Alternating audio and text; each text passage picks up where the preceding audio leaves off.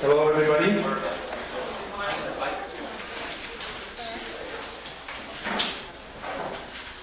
Come up here so they can test the microphones.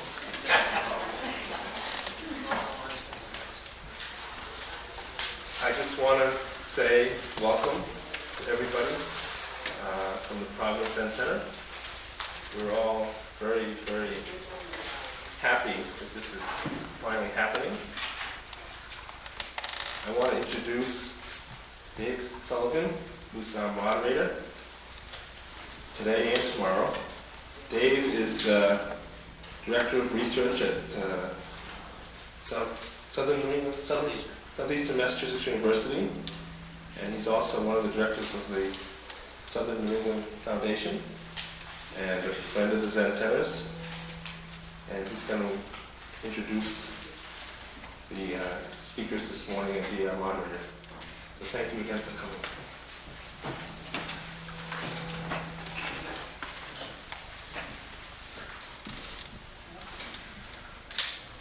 Good morning. It's nice to see all of you, and this is probably the first conference you may have ever attended that started exactly on time.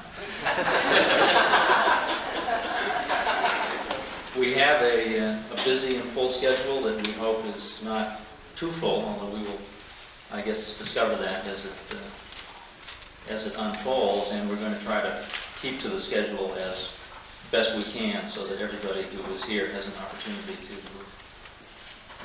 both present their thoughts and have opportunities for questions and answers. So we hope that the formality of the setting and the schedule will not dissuade the sort of interaction that we're hoping to have come from these 2 days. It seems appropriate that Rhode Island would be a setting for a meeting such as this, which I think is quite unusual. The second charter of Rhode Island in 1663 indicated that it was the purpose of the state of Rhode Island to hold forth a lively experiment that a flourishing and civil statement may stand, yea, and best be maintained with a full liberty in religious commitments. So I think that we are acting in the tradition of this small state in having a gathering such as this. I would like to read to you the official statement of purpose for the conference, which is the way we are going to try to focus our minds during the next 2 days. And I would like to read it, so if you would bear with me. Ecumenical Conference Statement of Purpose. We have come together for these 2 days to share a common concern and to initiate a dialogue about how our spiritual practices of prayer and meditation can be used to help this world attain peace. This common concern and dialogue assumes that whatever our differences in religious forms and beliefs, these differences need not divide us in our most basic direction of creating a peaceful and harmonious world. This also assumes that our traditions of prayer and meditation are an effective and appropriate means for cultivating peace on a personal and social basis, and that a gathering of this kind will hopefully serve as a model for our political leaders of the goodwill and earnest communication that must happen among people of different beliefs and political ideologies in order to attain a peaceful world. Now, if we can do that within the next 2 days, we will have done something. A couple of other comments that I'd like to make before we begin our first panel. The beings of our planet are currently engaged in what are called the war games, practices of war. The Soviet Union is sailing its fleet in the North Atlantic, and the NATO allies are planning to play war games, as they call them, in Europe very shortly. And it seems to me if as human beings we can practice war, then certainly we ought to be able to practice peace as seriously as we seem to be able to do the other. And since these practices and games are just beginning, I think it's extremely appropriate that our practice should begin this time also. In order for us to be able to interact and learn from each other, I hope that we can empty out some of our preconceptions about who we are and what we believe and what we represent, so that as empty vessels, we can be filled with that which is being brought to us by people and traditions whom we may not ordinarily have an opportunity to speak with.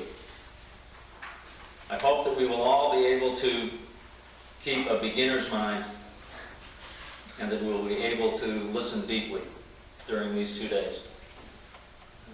I welcome all of you to the conference. Our first presentation will involve 4 speakers who've been asked to specifically speak to the topic, what is the role of prayer and meditation in your tradition, and how can it foster inner and outer peace in the nuclear age? The first speaker I would like to introduce is Kwong Sensei, who is the abbot of Genjo-ji, which is the Zen center of Sonoma Mountain in Santa Rosa, California. It is a Soto Zen lay Buddhist community. Kwong Sensei was a student of the late Suzuki Roshi, whose work, Zen Mind, Beginner's Mind, I'm sure a great many of you are familiar with, and he was designated as a Dharma successor in Suzuki Roshi's lineage in 1978, and very happy to welcome him here to the Providence. That's it.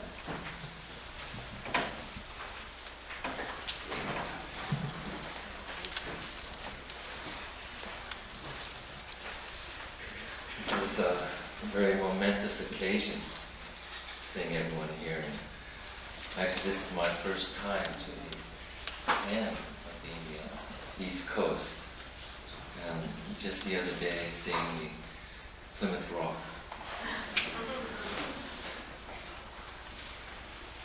It's always, when you read about something or study about something and fantasize and dream about it, when you finally arrive and you go see the rock, it's just a rock. Nothing special. And you can see how the pilgrims came in from the bay, if it's the same way as it was before. But that stone, I would say maybe it's cracked over time and cemented back, but maybe 3 tons. So the pilgrims tied their boat to that rock for some kind of stability. And that's the same thing with meditation practice. It's a universal thing. The pilgrims, there were 2 groups on, as I was reading all the information, 2 groups on the ship. One were the saints, the church people, and the other were called the separatists, who were mostly the business people. But anyway, these 2 groups of people with great courage. It was a little over 100 people that sailed across the Atlantic Ocean through great courage and hardship and came to this something called primary point, to this rock. And it's a very, we wouldn't be here. All of us wouldn't be together if this rock wasn't contacted. So, okay, tying the very small boat to this rock is the basic point in meditation practice. And to we have different names for zazen or sitting meditation or ways of calling what meditation is. But basically, true meditation should be before name and form. Before we even call it Zen, Christianity, or any kind of religion. We should go back to zero. And by, just simply tying your bow to the rock, sitting upright in the sense that you're perpendicular to the ground. So your blood goes down, your thinking mind doesn't have to overwork.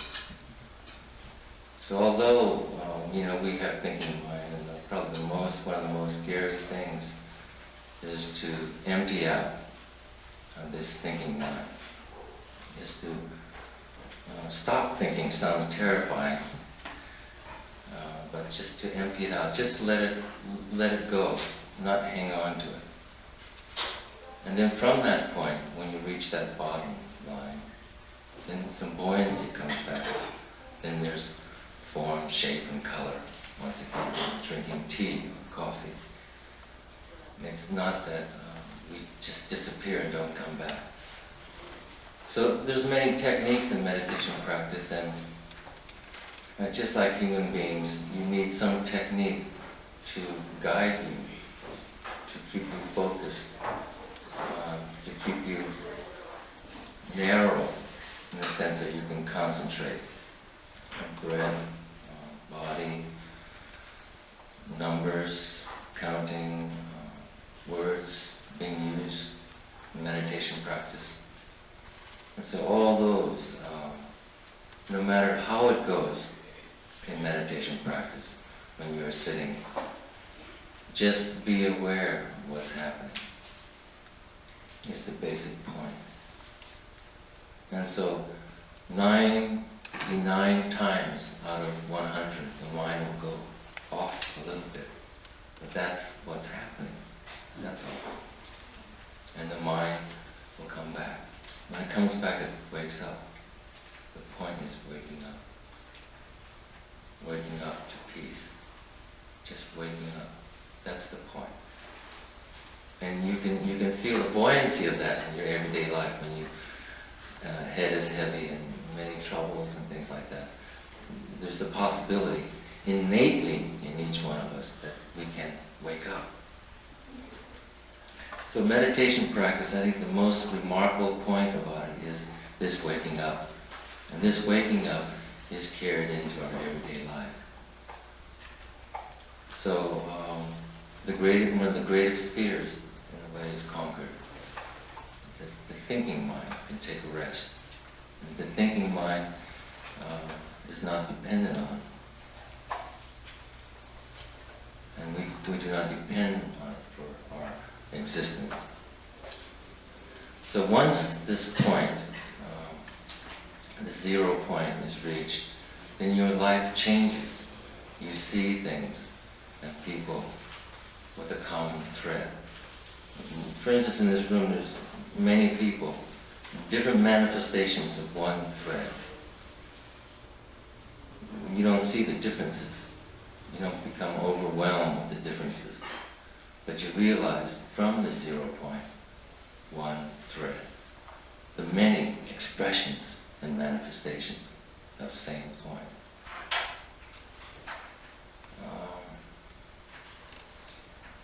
It's interesting, when we had a reception meeting, Sensei was saying, asking us different things, if we had any opinions or things, and he said, this is an easy group, no trouble.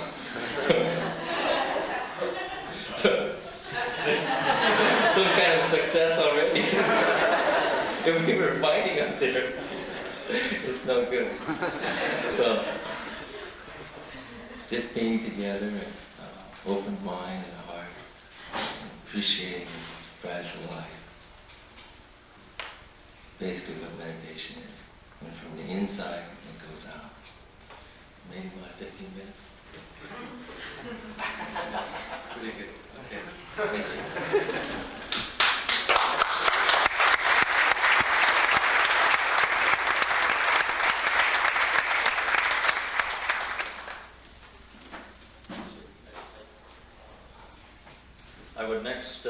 introduce Father Kevin Hunt, who is a member of the Order of the Cistercians of the Strict Observance, more popularly known as the Trappist Order. He is a monk who lives at St. Joseph's Abbey in Spencer, Mass, and has been at the Abbey since 1953. He is also a Zen student and has been studying and sitting Zen for the last 14 years. Father Hunt.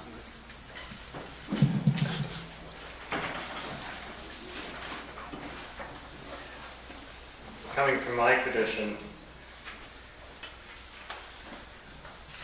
there's a very ancient saying of the Desert Fathers that a monk who goes out into the world or opens his mouth is like a fish outside of the water. And I must admit I am much more accustomed not to talking than to talking.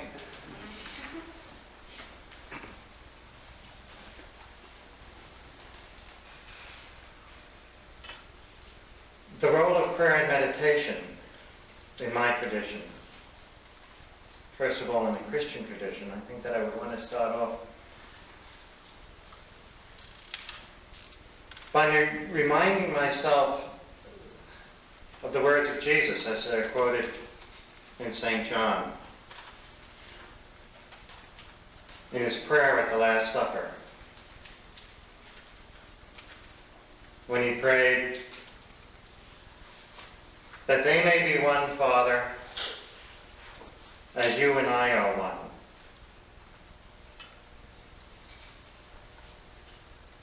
That they may be one in us.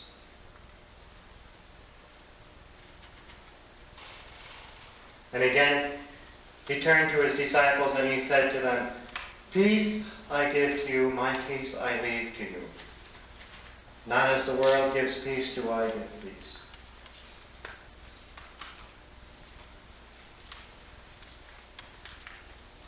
The whole point, the whole effort, the whole focus of prayer and meditation is precisely unity. I think that this is the one experience of prayer and meditation, the one result of prayer and meditation. Saint Benedict, who is considered the father of the Western monks, is described by Saint Gregory the Great, one of the early popes, as having an experience in prayer. He went up to his tower and he sat in prayer and meditation. And as he sat, suddenly the whole world appeared to him in a single light, in a single glance, in a single instant. And this is what prayer and meditation is. It's a summing up of the entire universe in me, in us, in it. When I sit, the entire world sits. When I bow, the whole of creation bows.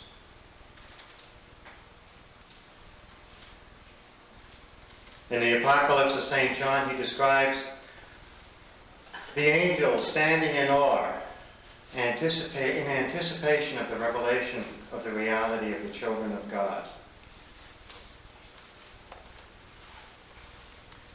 When I smile and see you, that revelation is now taking place. I like to imagine every once in a while I'll often go,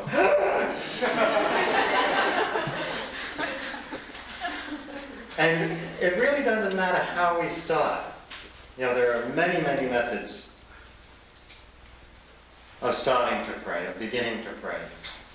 In the Christian tradition, especially in the Catholic Church, we have the rosary, we have the Stations of the Cross, we have this, we have that, we have a lot of other things. Some Catholics here, I can tell already.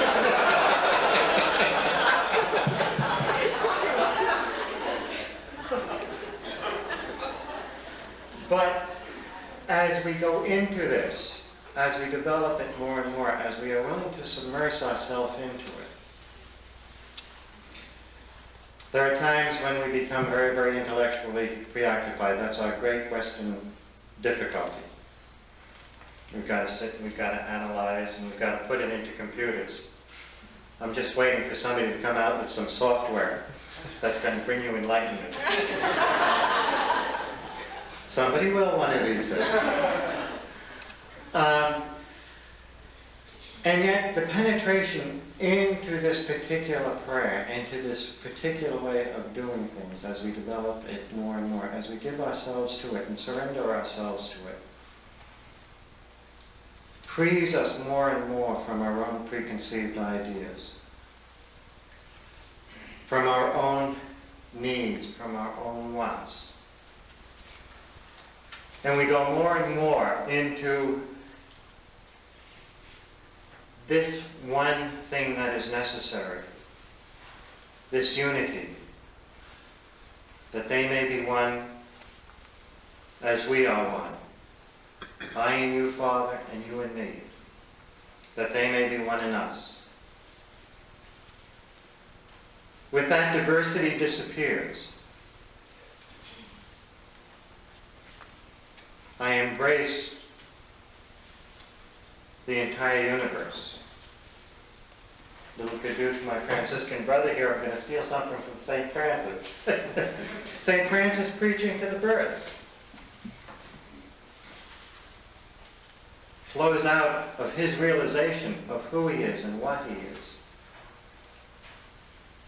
Is picking up the two sticks and playing the celestial harmony. It's there. We manifest it. We are it. It is now present. The Roman Catholic Church has spent a great deal of reflection in these last years on what's called the mystical body of Christ. That we are all one in Christ. And as St. Paul says, can the head hate the feet? Can the toe despise the thumb? And he said, this is impossible, so what the hell are you people doing?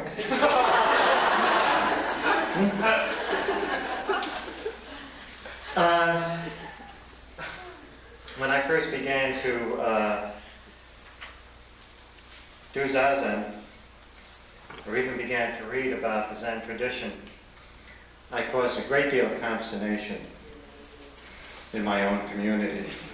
And if you know the rigidity of Catholic religious communities, you know what happened. And as I did my sitting, and people would ask me, what are you learning? What are you learning? What are you learning?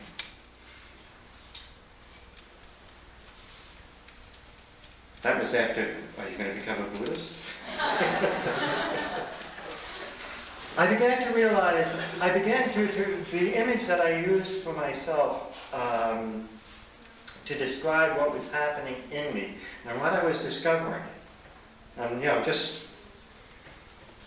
like a little boy at the edge of a pool. I mean, Sensei and Sensei, they're way in the middle of it. Oops. But the only way that I could describe it to myself was a wagon wheel. The center of which I would call God. Some people call it Buddha, others call it emptiness, the absolute, whatever term we want to use. No matter where we start from, if we go along the spoke, we're all going to get there. And the deeper our practice, the more true we are to our tradition. the more we are willing to give ourselves, allow ourselves to disappear into it, to forsake the me and the mine, the more we are becoming more and more similar. Beyond words, beyond concepts, beyond theological discussions. It's amazing how so very, very frequently all you have to do is see somebody make a gasho. Or make the sign of the cross.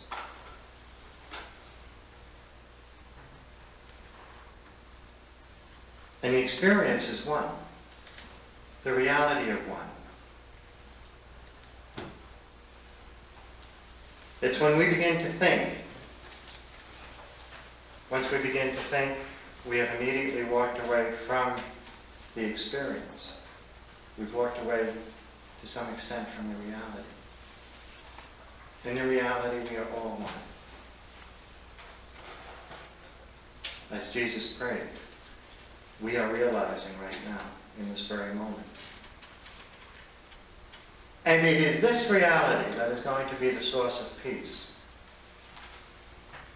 Jesus prayed, told his disciples, not as the world gives peace. We have a tendency to want to rush out and do great and marvelous things, make new rules, new laws. They're necessary and they're helpful. Sometimes laying down in front of a nuclear plant might be the only answer.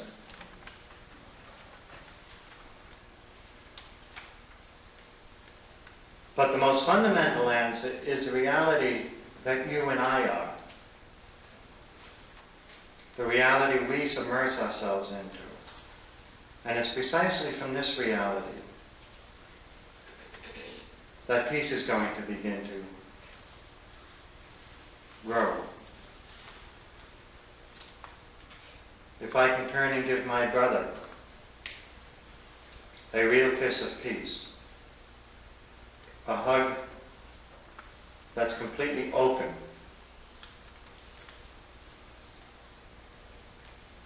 just as an aside, in our every day at Mass, when our community is lined up for the kiss of peace, we don't shake hands.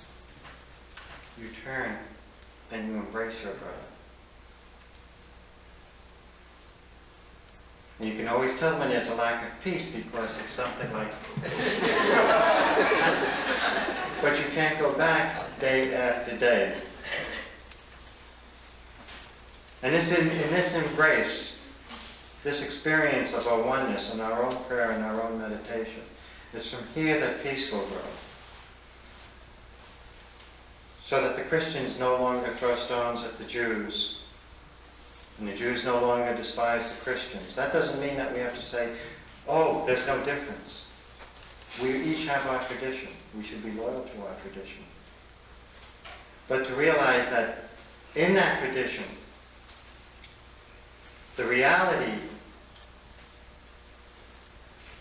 is the unity that goes beyond our tradition. And it's from here, as we realize it, as we're beginning to realize it today, right at this moment,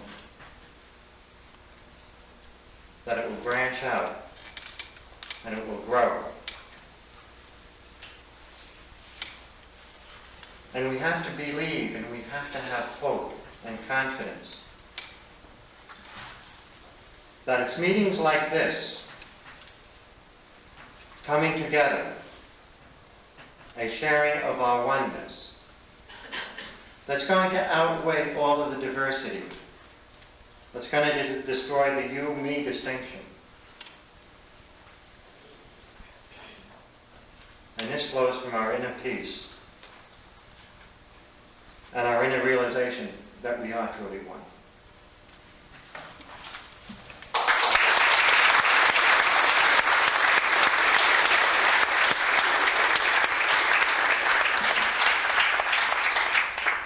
Thank you, Father Hunt. I would next like to introduce Dr. Danette Choi, who is Dharma Master, President and Founder of the Dharma Buddhist Temple in Honolulu, Hawaii. She is a native of Korea and has lived in Hawaii for the last 16 years and teaches a style of Buddhism which follows the Sutra of the Lotus Flower of the Wonderful Law. She devotes her time now to directing the temple, and she is a doctor of religious science. Dr. Choi?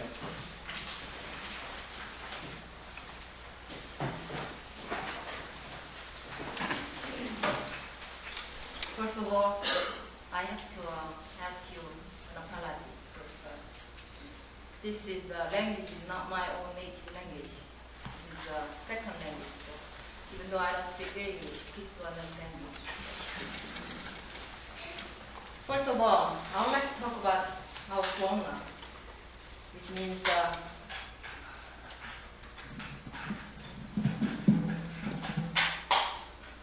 that any human being could be able to lead to an enlightenment. So I've come up with a formula. First of all, I would like to explain to you, I'm sure all of you know what is human suffering is. That comes from ego, delusion, lust, jealous, revenge, and there's a lot of hateful, a lot of things involved. And you can think about it. What is the human suffering is coming from? They don't know themselves.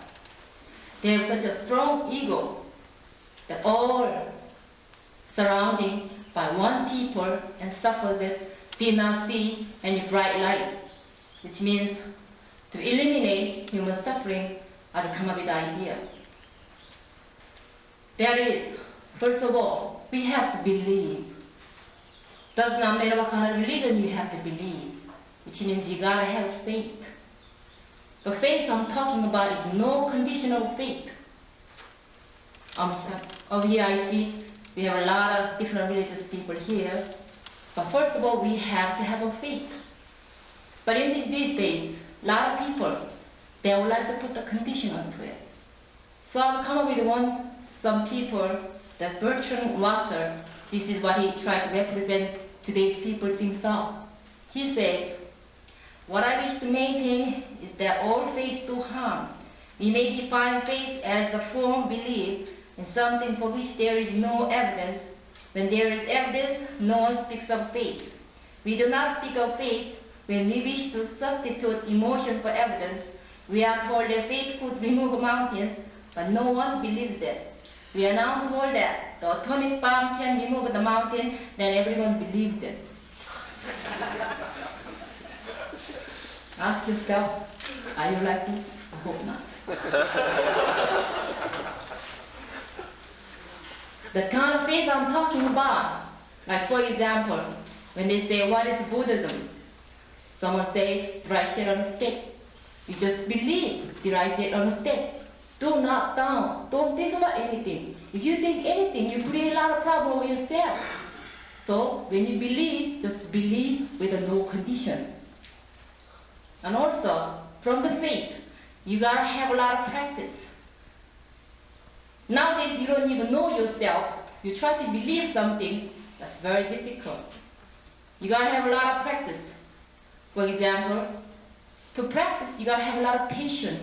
Without patience, you cannot sit down 1 hour or 2 hours, put your, rear end on the floor. You know what I'm saying? Excuse my language. It's very difficult to sitting down. My back is hurt, my leg is hurt. What is lead to? This is all patience. Without patience, you cannot really go into the meditation.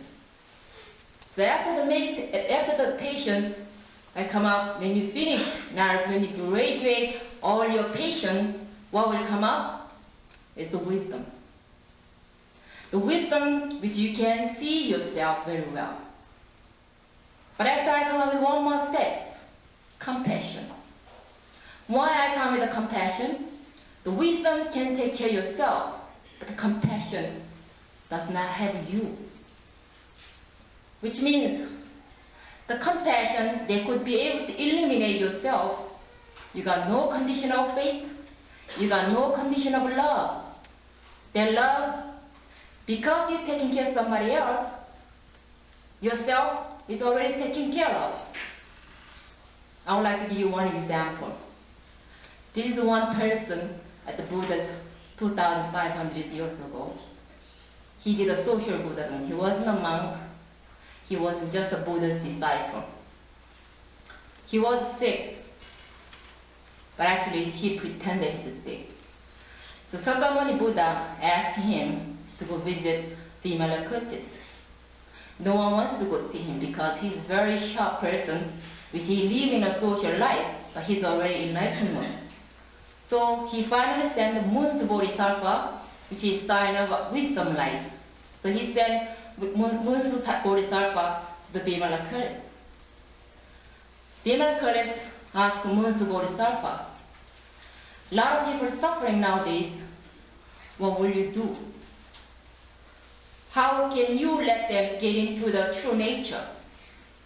And Munsu Bodhisattva said, to go into true nature, you have to, there's no word to say anything, there's no need to speak, there's no word, all you do, it just has to believe it. Then, Munsu Bodhisattva asked Vimalakirtis, how would you feel? What would you say? What is your opinion? Vimalakirtis did not say anything. Which means, Munsu Bodhisattva stands for wisdom. Vimalakirtis is the compassion. You don't need no condition. Munsu Bodhisattva already made mistake, he said, through his lips.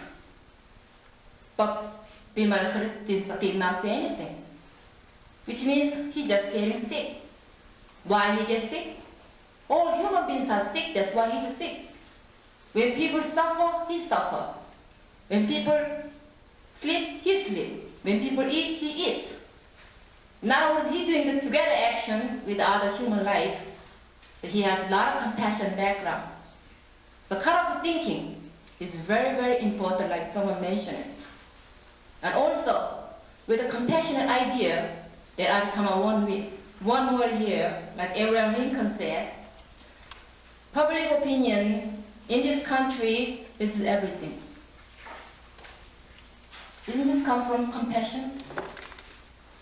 Another thing I would like to tell you, that Mohammed Gandhi said, hate the sin and love the sinner. To get world peace, inner peace, first of all, we have to eliminate our ego through practice, meditative.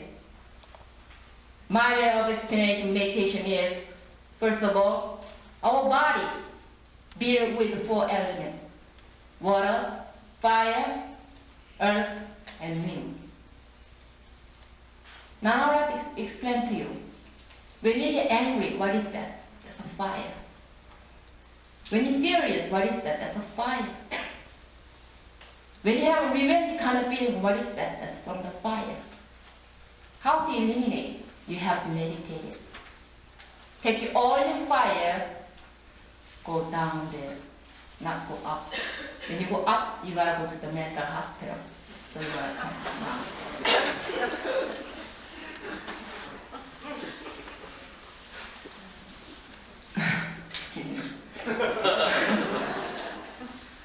And all of us here, first of all, I'm very appreciated. Every one of you, very intelligent and intellectual people. Why we're here? We're seeking for truth. No matter what kind of religion you believe, we're seeking for truth. We are tired of somebody putting the condition, and they promise a lot of things. They say a lot of world peace on the lip service. But we're sitting down here, all of you, I could perceive all of your face, very calm, seeking for truth.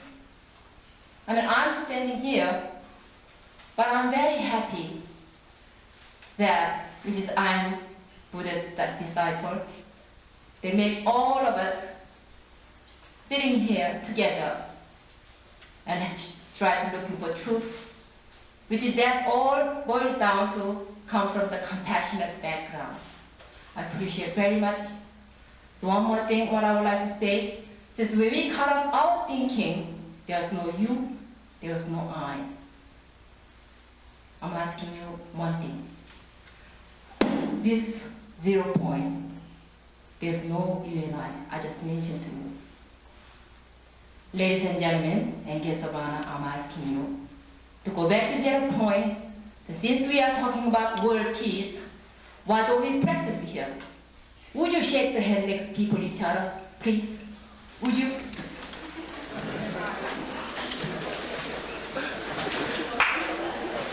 We just make the world peace already. Now I'm asking you, in this room, who says there is a nuclear war? I'm asking you. Thank you.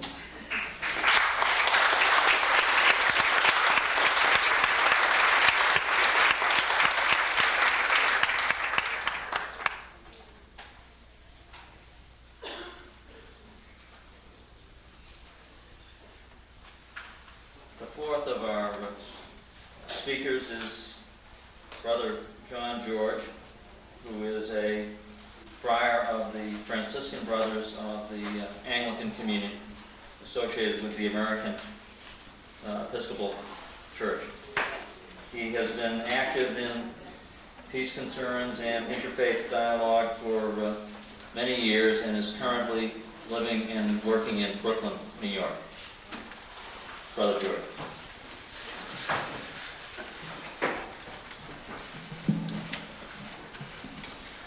I feel very honored for the invitation. Thank you.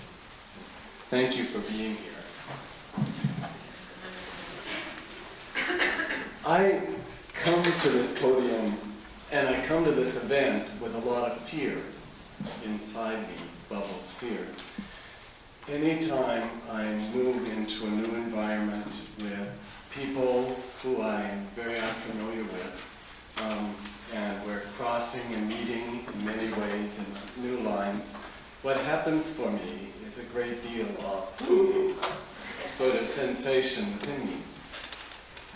There is a Christian proverb that says, "Courage is fear that has said its prayers."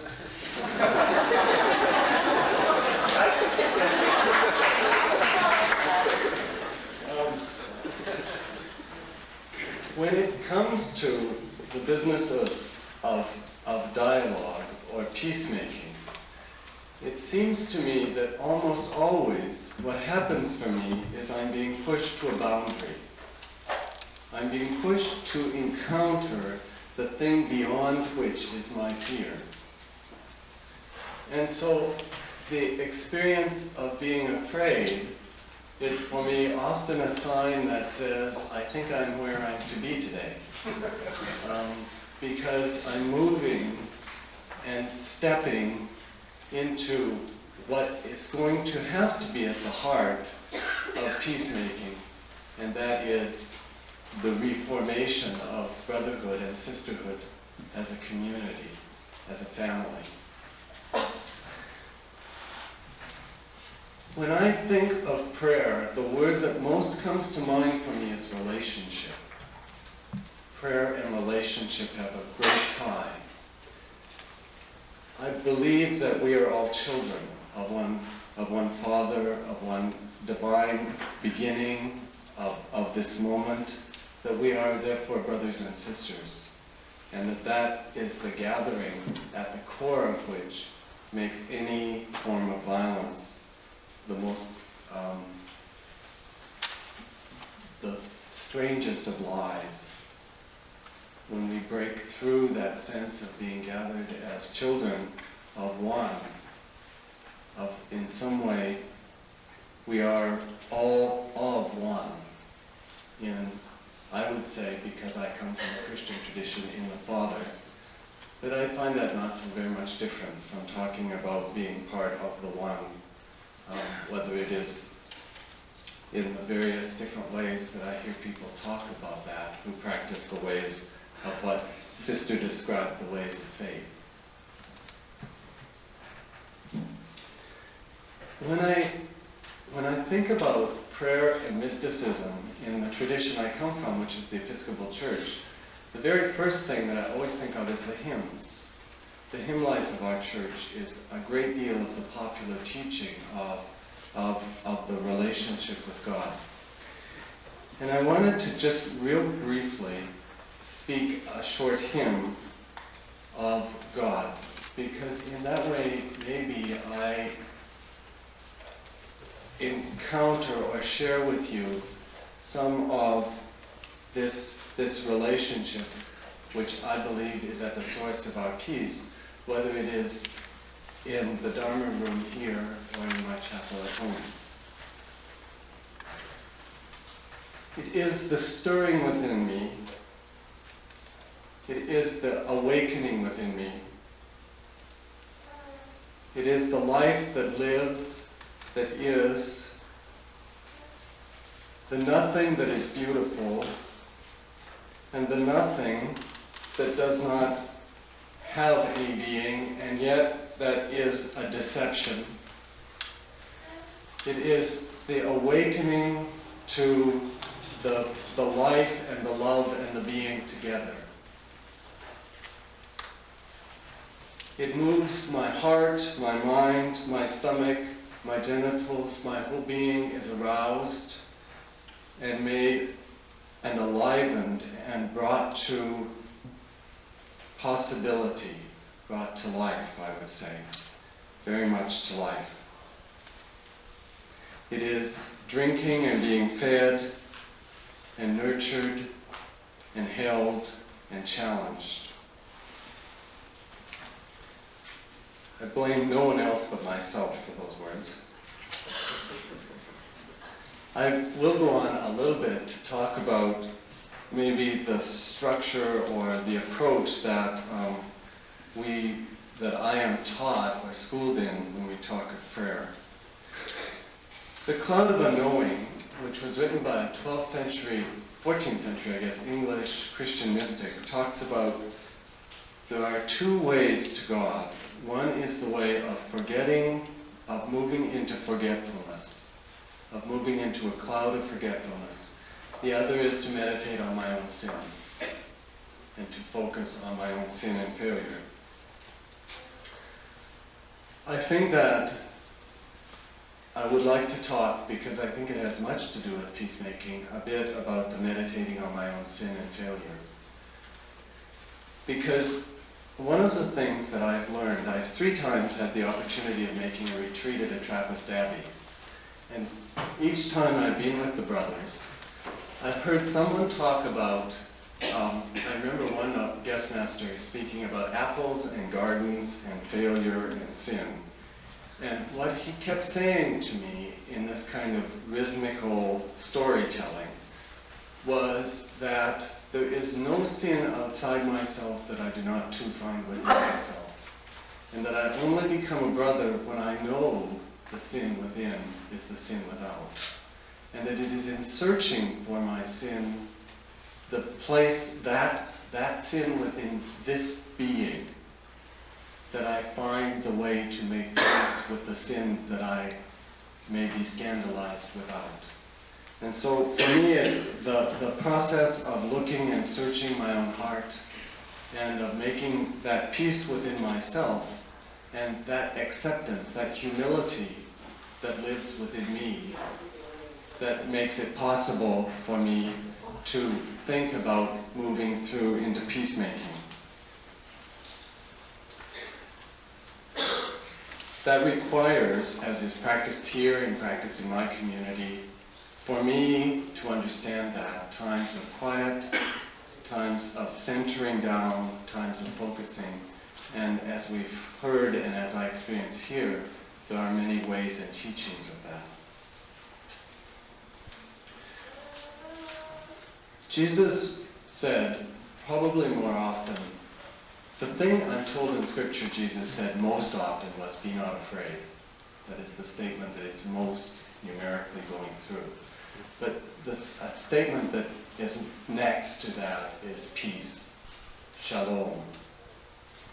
And Jesus was, of course, a Jew, and he was speaking Aramaic and Hebrew. And so when he said peace, he was saying shalom. And as I understand it, the concept of shalom is the concept of reconciliation. It is the reconciliation of, first of all, me with the center. In my language, we objectify that and call that God, the Father, but it is the center, the being. And I think that reconciliation is a very important one, because as I travel and talk, I think one of the major questions of our time is, can we forgive God for making the world as it is, for putting us on the verge of nuclear war, for creating all the trauma and fear that people carry in their lives? And it's a very deep question that seems to just surface in angry people who feel very alienated from their life. And in some way, although it's blasphemy to say it, desire to accuse God. Again, in our tradition, the accusing of God is the thing that saints do. Saint Teresa of Avila was supposedly traveling one day in a carriage, and the carriage fell over in a mud pond, and she was dumped into the pond. And she got out and she shook her fist and she said, "No wonder you have so few friends."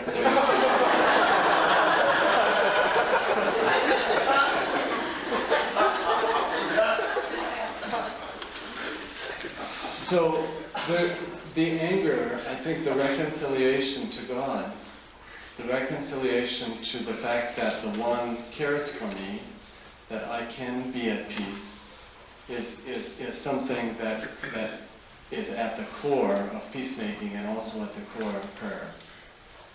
So being reconciled to the Father, making peace with my world, making peace with the violence in my world, being willing to speak my own anger about that to God, to work through that, I feel is a part of my notion of how prayer works with peacemaking.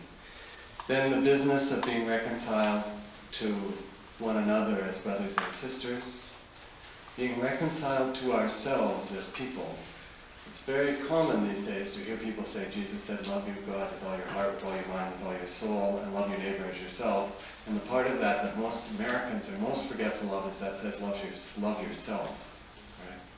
So there's a reconciliation to in my way of talking to the child that God made and loved, I must discover the love that God has for that child and learn to love myself and to acknowledge and value and treasure myself.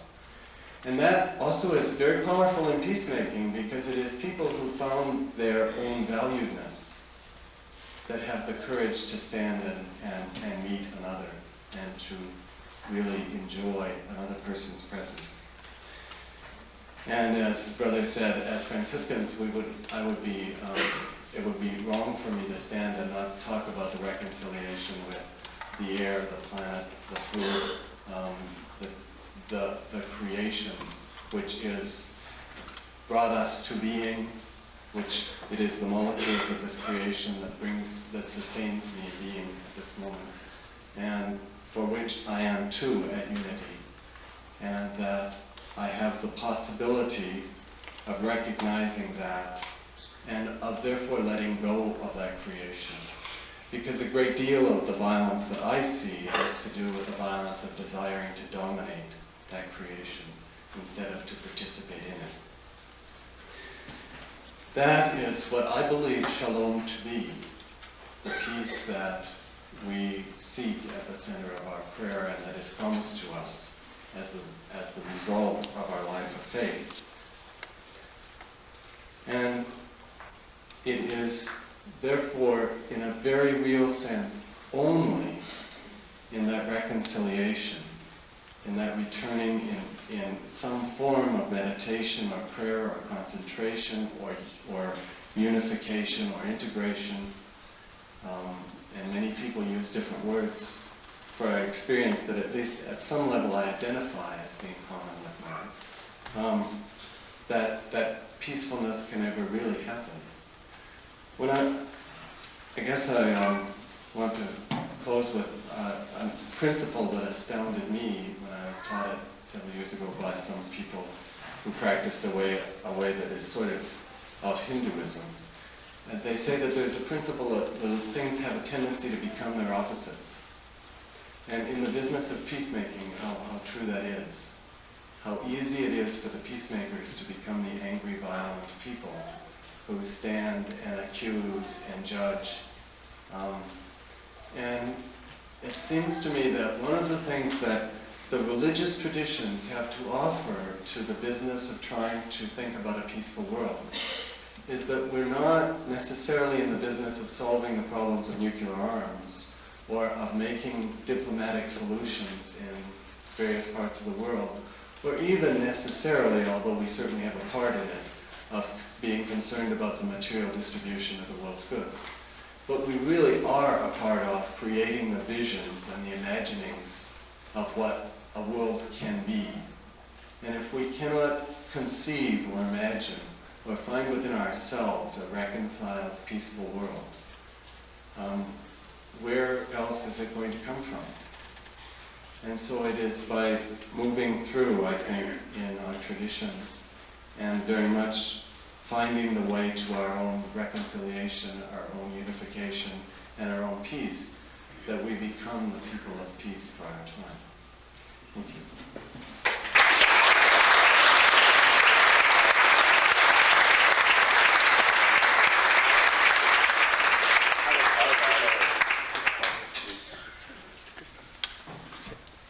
Thank you. We now have about 45 minutes or so for an opportunity for questions and answers. I realize that this forum is probably not an ideal one for an interchange, but if you would like to address a question to one of the speakers individually, or if you would like to address an issue that you would like to hear each one of them respond to, the opportunity is available now. So I would like to entertain any questions or responses or whatever. Yes. I'd like to share a little clarification on the thought that when I bow, the whole world bows. When I meditate, the whole world meditates. Reconciling that with the kind of social conscience that torments most people who read the newspapers, who are trying to work inwardly and reconcile outward injustices. So perhaps just some talk on I bow, the whole world bows. Did everyone able to hear the question? All right. So would anyone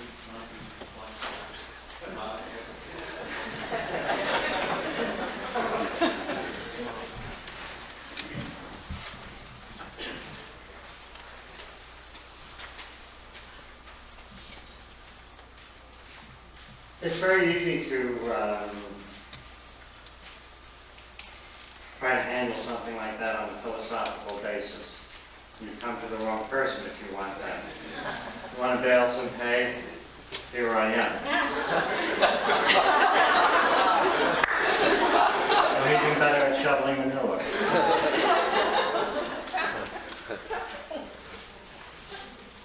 I'm going to pause for a second and maybe run around your question a little bit. Because when Brother George was talking there,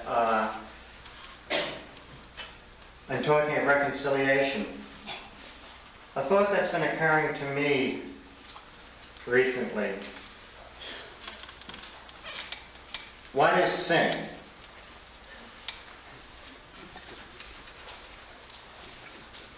And sin for me becomes less and less acts and rules and regulations.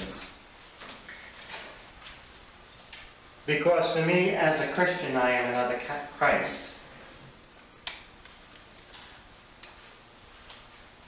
And for me, sin is the contradiction between my outward way of doing things or my inward thoughts and who Christ is.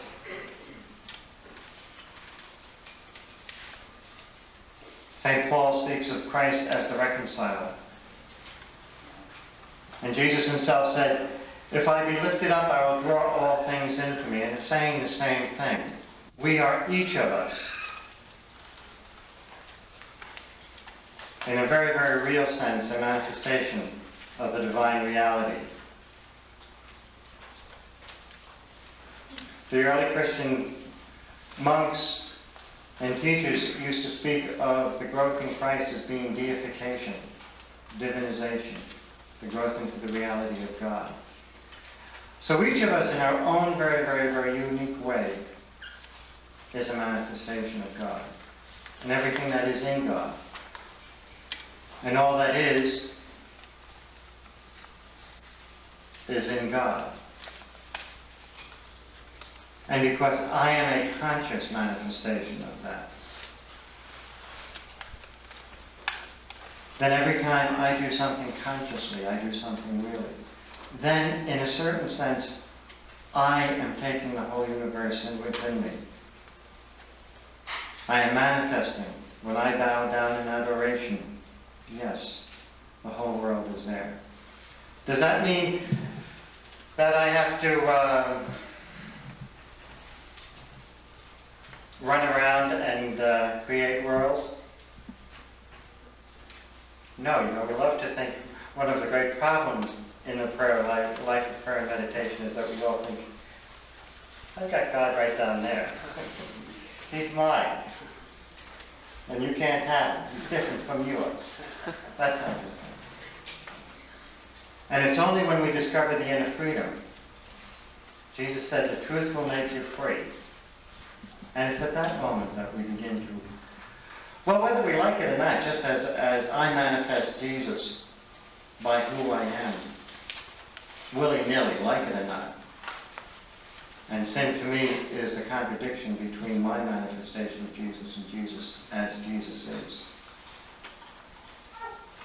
Then we all manifest the universe. We all are part of the universe. Our awareness is the awareness of the universe. As St. Benedict when he saw everything in a single light. So it's more of a reality. The thought is there, the thought is necessary. Thought flows from the experience. But I really don't know whether I've answered your question. That's the kind of question that's useful to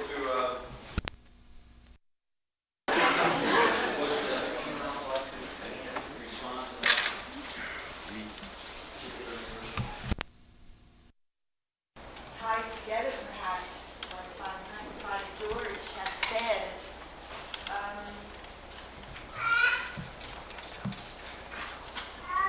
The reality of each one of us as a manifestation of the divine is very real. Each one of us is also a manifestation of the human. And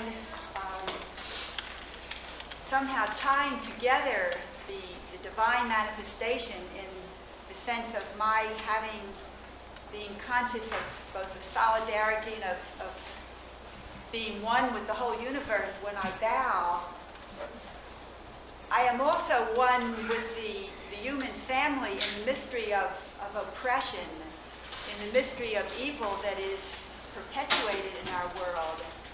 And I think as Brother George would say, the inner reconciliation within myself by which I become at harmony, at one with my own deeper self, I also become conscious of my relatedness to oppression, so that instead of saying those oppressors, those people who oppress, I live out of a deep consciousness of we oppressors.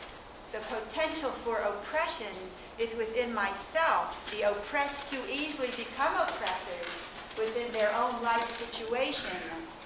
And I think with that kind of consciousness, then, I do not live over against other people, which is a kind of oppression in itself. It places me on a different level from the other person. So that the type of unity and oneness, I believe, to be a complete reality means that I am conscious not only of my oneness as a reality, as myself as a manifestation of the divine, but also of the human, and therefore of the potential for oppression, for sin, for evil. And out of that is born a genuine compassion, a compassion towards myself for the evil I discover within me, and a compassion towards others. And I experience that as sort of a harmonizing element between the divine manifestation and my own sense of solidarity with the human.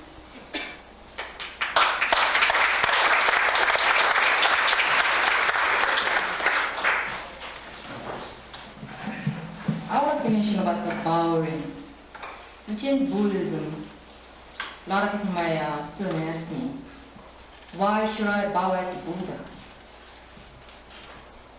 Is this some kind of idolization or something? The bowing, sure, as far as Sakamuni Buddha, which is enlightenment. The object is why he got enlightened. He got enlightened not because his own satisfactory.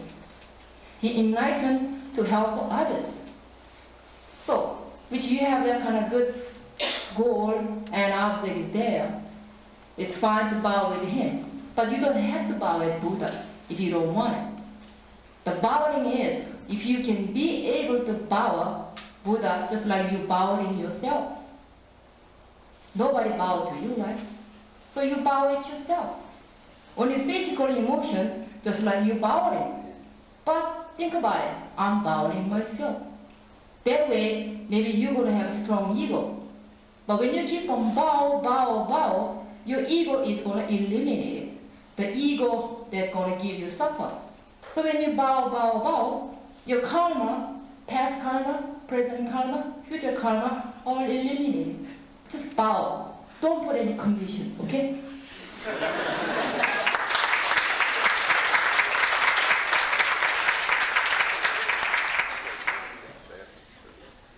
Yes, someone else. Yes. I would like to address it for the sister. She explained about the element of fire. I wonder if she would explain about the other three elements. The question is, you mentioned the element. Wind, earth, water. I'm not a scientific person, but would you think about it? Where your flesh come from? What this related to in the four elements? Water, fire, earth, wind. Like fire, I'm talking about human emotion, feelings. Another thing I want to have an example with you. When you have a terrible weather, like drowsy and dark, sometimes sticky, how would you feel? I mean, your temperature-wise. Do you feel happy and bright about it? You don't have any problem, but you feel lousy for nothing. You know what I'm saying? You don't know what you're lousy about. It relates to the nature. See? The fire is we have to know how to control. That way we can make our inner peace. Thank you.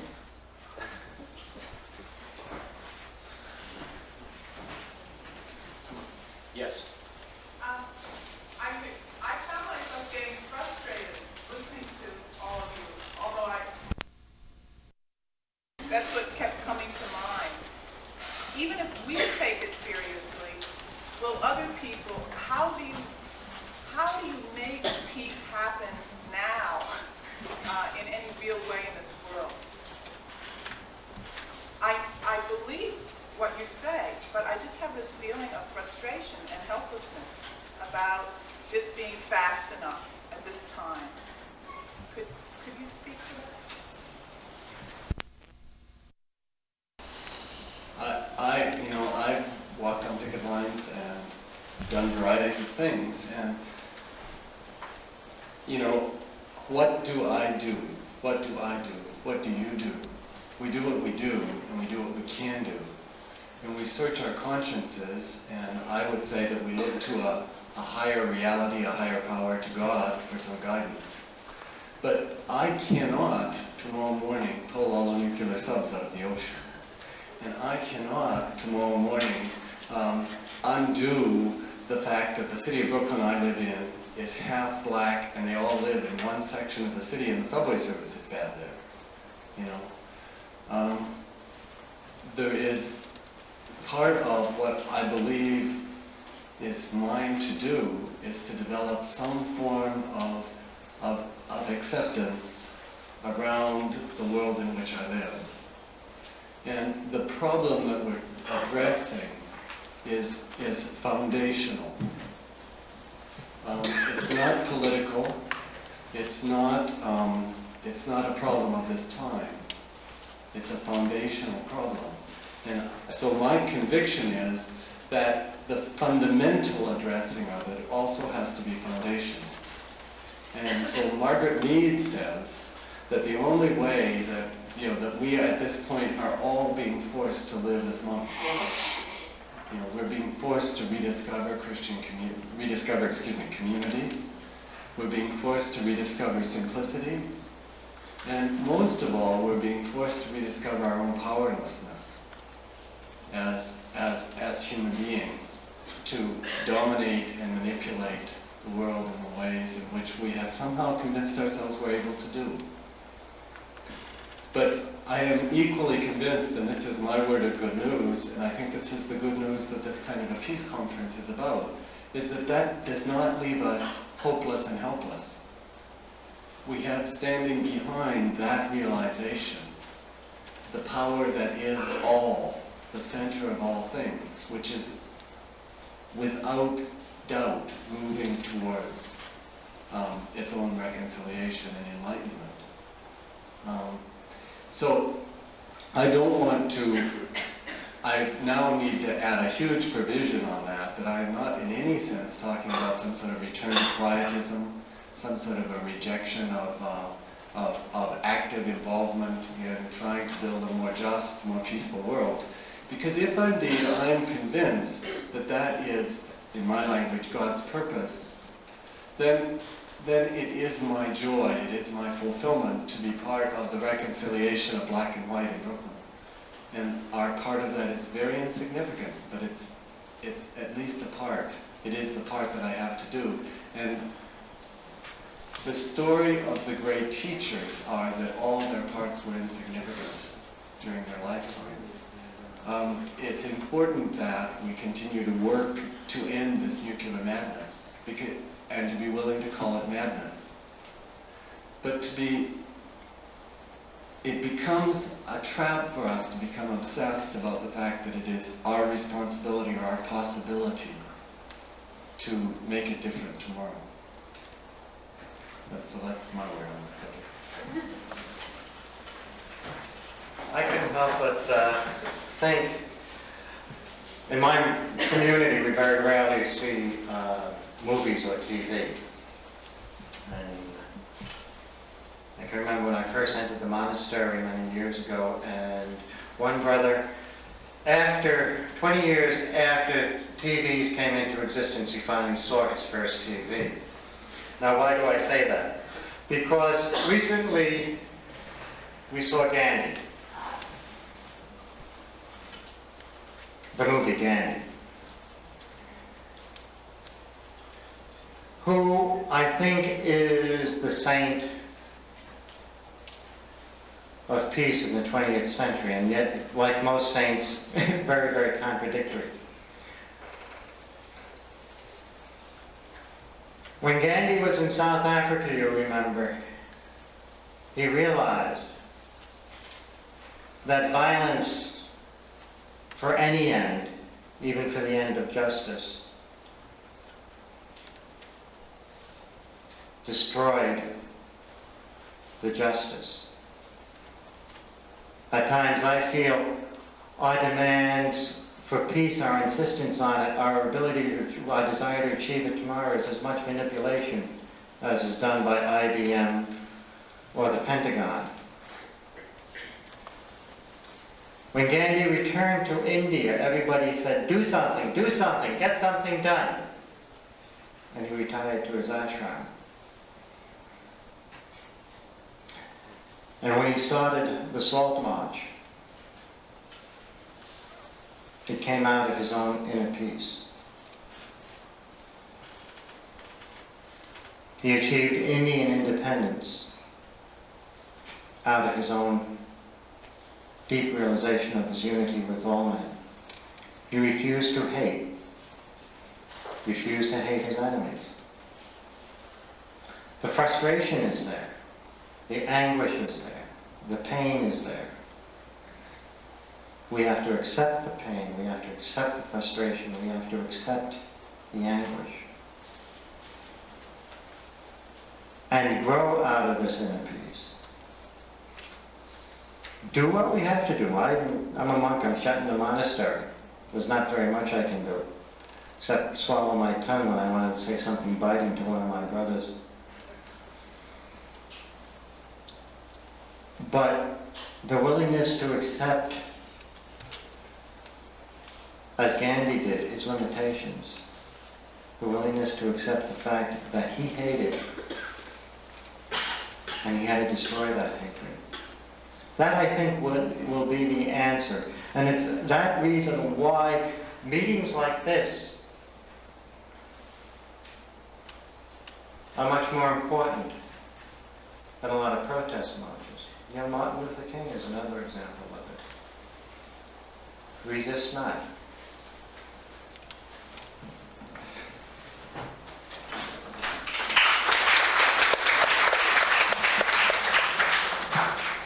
Excuse me, would you come here for a while, please?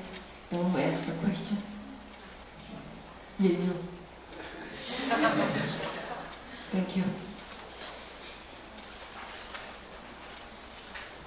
First of all, where I feel all human beings are ideologies.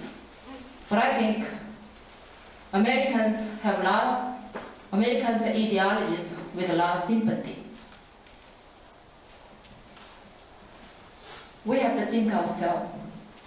If you keep on making a distinction, I don't like this, I don't satisfy with this, he's not better than I am, just I am better than he is. You're making so much distinction. Under that kind of attitude, if you want to discuss, it's going to be on and on and on and on. Not only that, now we worry about nuclear age. Later on we have to worry about something more than that if you don't cut off your thinking. So since you asked that kind of question, you should come over here.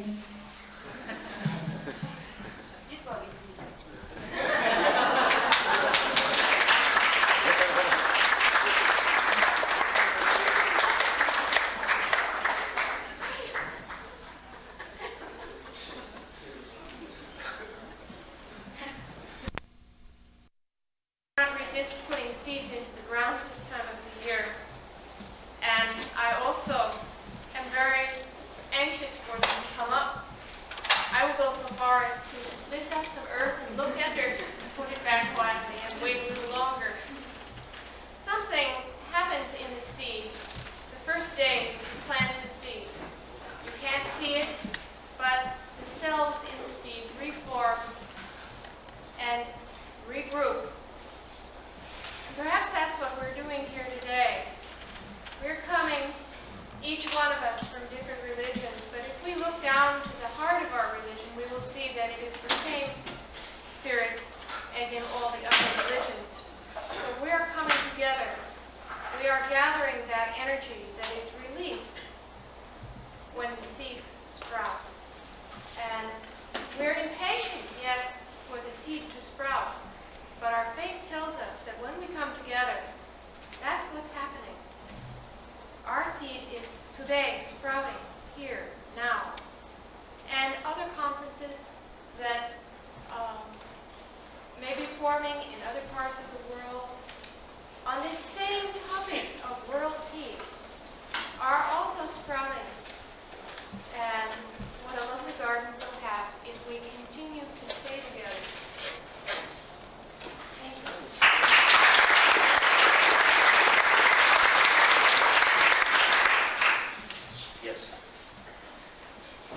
Talking yesterday with a friend of mine who works with people at Electric Boat, which makes the Trident II nuclear submarine.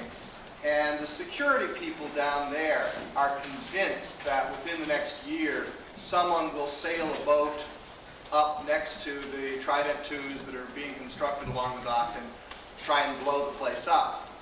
It'd be easy to do, I suppose. And yet it's clear, I think, to most people in the American peace movement that that would be one of the most destructive things to the peace movement. Making peace requires a real balance between an inner peace and that destruction of hatred within ourselves. Because when I drive over the bridge there, I get angry about the fact that there are Trident IIs there. I get very angry inside. And I know I have to bring that anger back down, because by doing something like I just described, it would not make peace. There's a balance needed. Maybe going there and pouring blood is not too far to go. And I guess I know where that comes from, out of the Christian tradition, where the balance can be struck. And I'm wondering, out of the Zen Buddhist tradition, where are some of those balances struck? And so my question is to our first speaker. In tying yourself to the stable rock, how at the same time do you sail in the rough seas? Where is the balance struck in your tradition?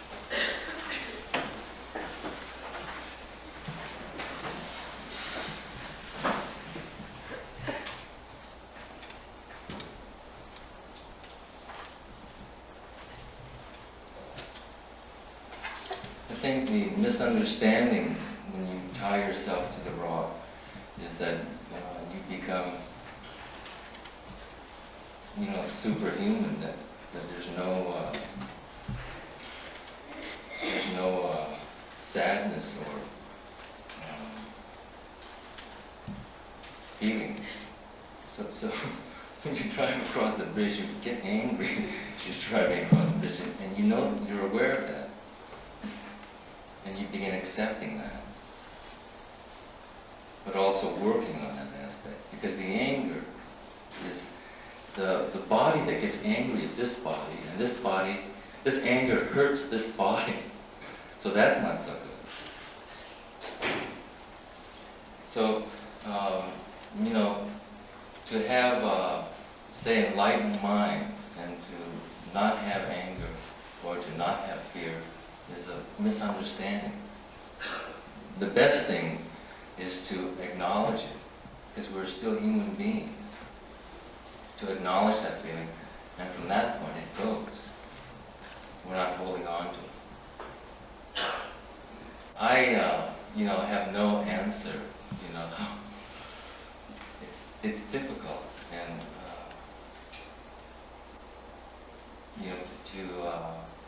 it's like absolute and relative. Like his question in the beginning,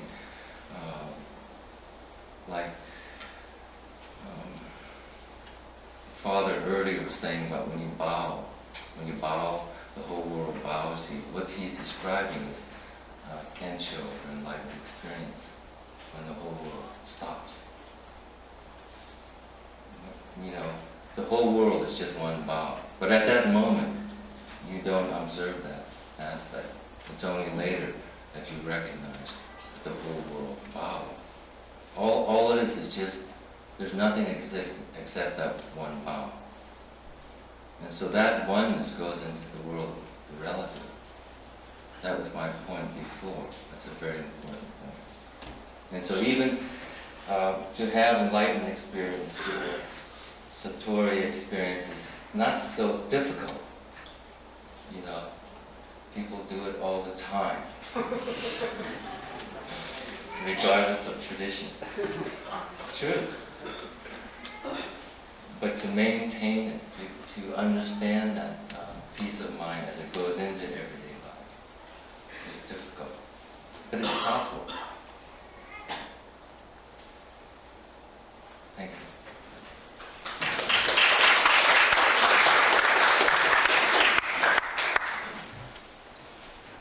For me, that rock is practice.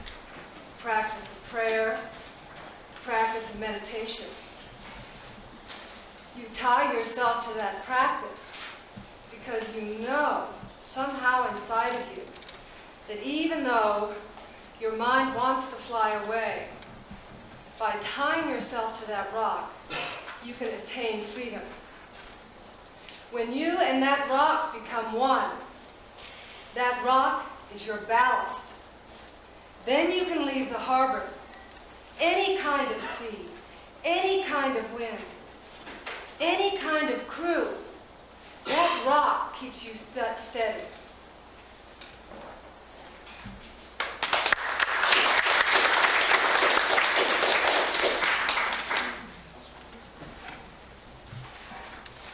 Yes, is there some part of the room that I haven't been seeing? Questions in the... Yes.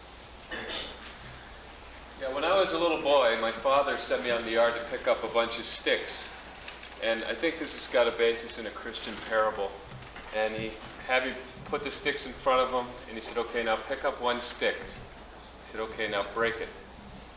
And I broke it, and he said, it was very easy to break. Then he said, okay, now pick up all the sticks, and now try to break that. And I couldn't break it. And he said, okay, that's your family. That's the meaning of family. So I think we have some family here, and some very exceptional teachers from many traditions. And I think maybe the mistake of religion, or part of some of the difficulties in the world, is that the individual sticks stay to themselves.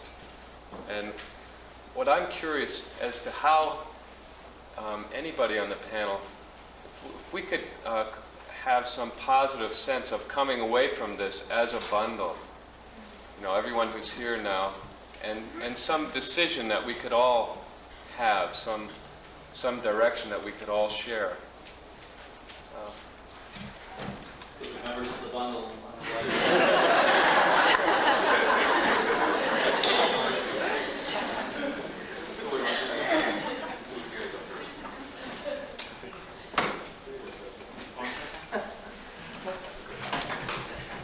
I think somehow we should practice together.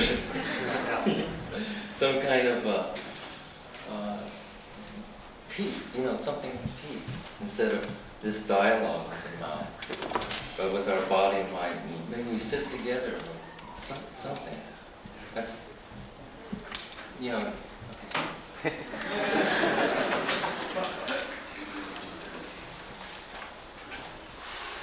Too very frequently, we get lost in words. And I just want to second that, the doing something. I come from a, as I said, a community where you have a very, very strict tradition of silence, and you get very lonely at times. And you feel you're the only one who's discouraged and depressed, and you feel so alone. And you can't talk to anybody. And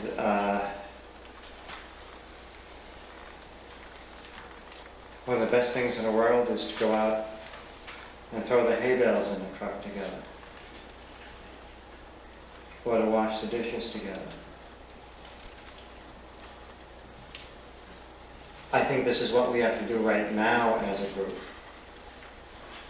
Let's sit together. Well, let's wash the dishes together.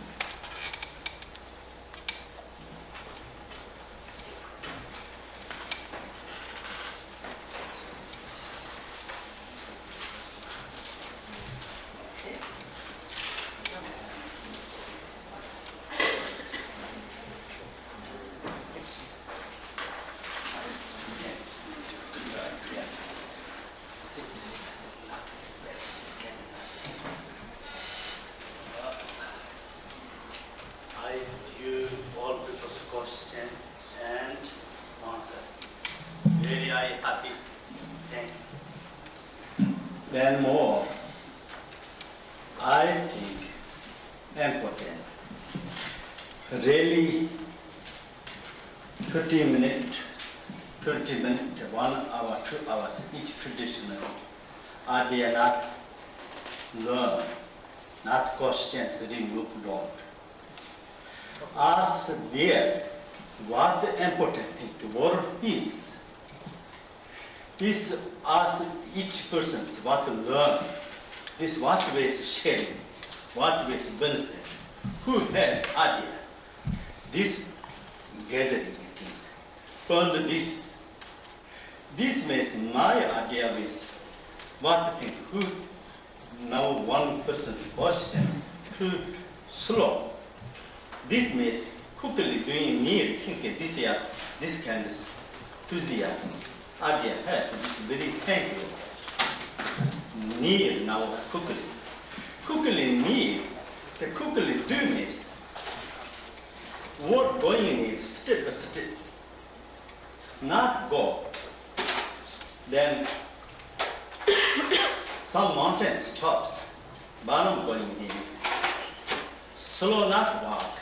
The need quickly going need jump. This unlikely is nothing done. This way is first all people's man. War meeting what cost? Maybe angry cost, maybe jealousy cost, maybe desire cost. These three source but ways change.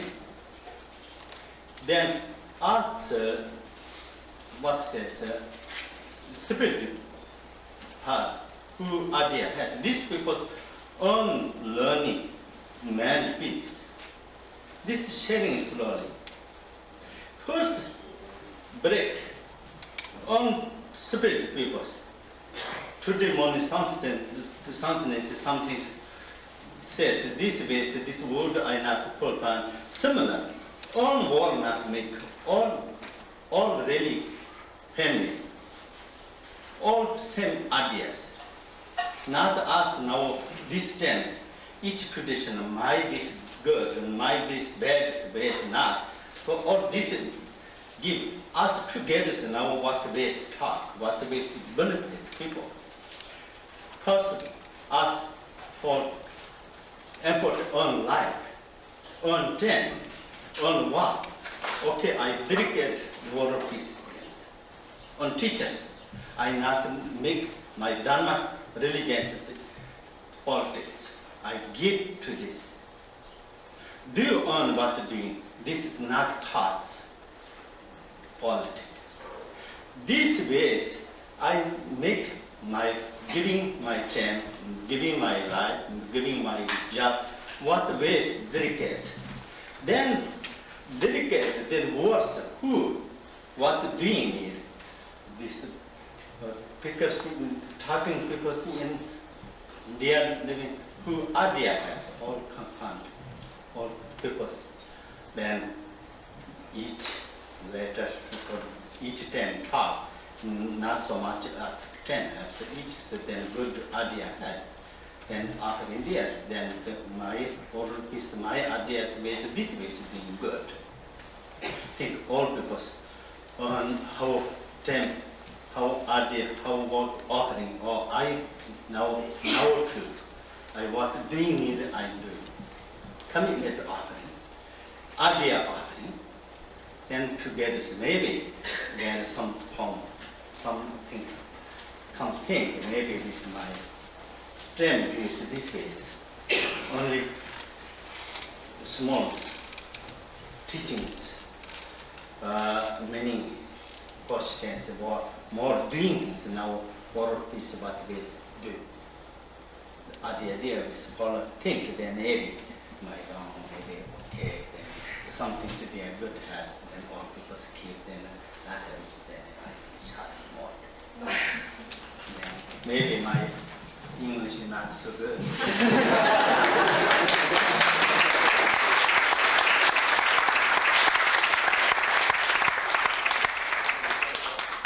Now Rinpoche will correct my absolute misunderstanding.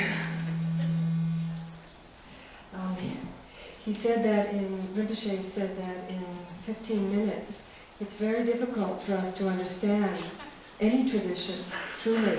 We can talk about our traditions in 1 minute or 15 minutes or 15 days or 15 years, and it's very difficult for us to come to any kind of understanding. In fact, it would be almost impossible for us to remove any doubt, even in a much longer time.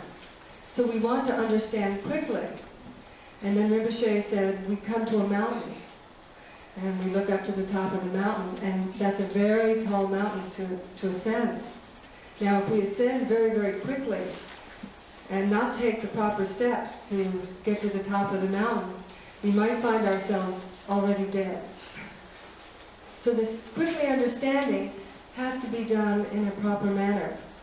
Rinpoche has suggested that perhaps, and he's reflecting, I believe, on what Kwong Sensei and what our father Kevin was saying, that it would be very good, since we want to do peace, we want to make peace, we want to be peace, instead of talking about peace or about our traditions, that we make an offering directly, an offering of the heart, I would think, of our way, which is coming from inside of ourselves, of how we can indeed attain world peace.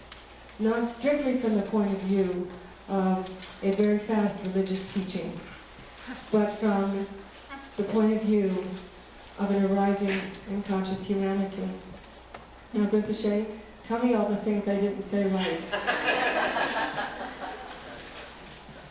He said, I essence say, now this step use what way to do on all teachers, all in religion, peace, then it's not close, this kind of obstacle, war, God. Now to union together, the union makes, not only each of them together in religion, each one practice what to do. So now world peace together, 10 ideas here. I can give my life going on okay, together. And this way on together, then what way is moving, shadow.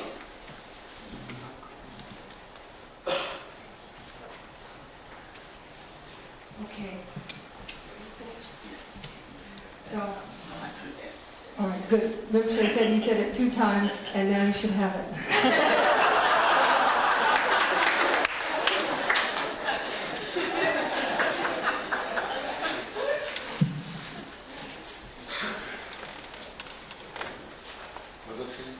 I think everyone's expressing a common opinion that we should do something right now other than discuss. Maybe we could just sit quietly for 5 minutes and then what ended. Put something more referred into action. Yes, if we could sit quietly, I would suggest that we follow the breath and realize our inner responsibility for peace and our connectedness with each other. May I ask for 10 minutes?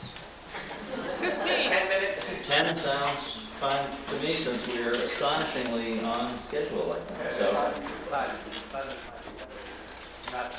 Constantine says 5, and 5 it will be.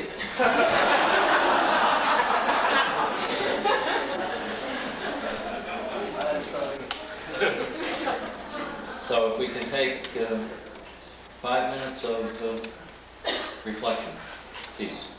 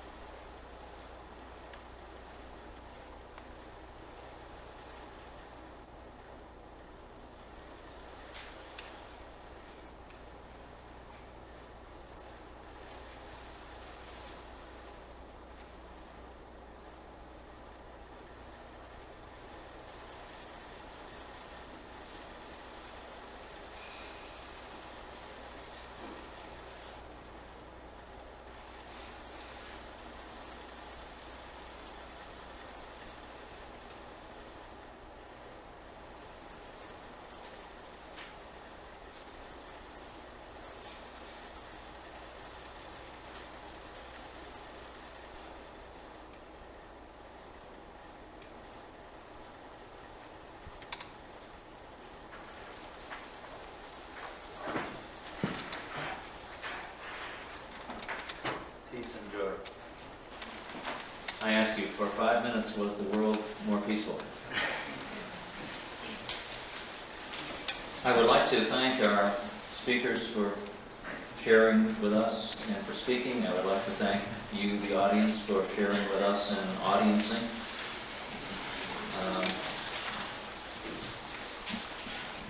Lunch is going to be served from noon until 1:30. There are 2 dining rooms that will be used. One is the lower dining room, and there is a dining room also on the second floor. They're indicated on your maps.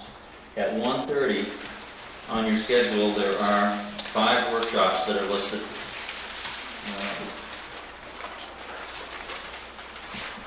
Covering a number of the traditions and a number of the issues that we discussed this morning.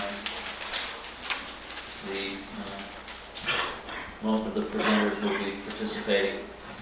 The areas are indicated by Roman numerals, and they are also marked on your map. But if you have any difficulty in locating them, look for someone with the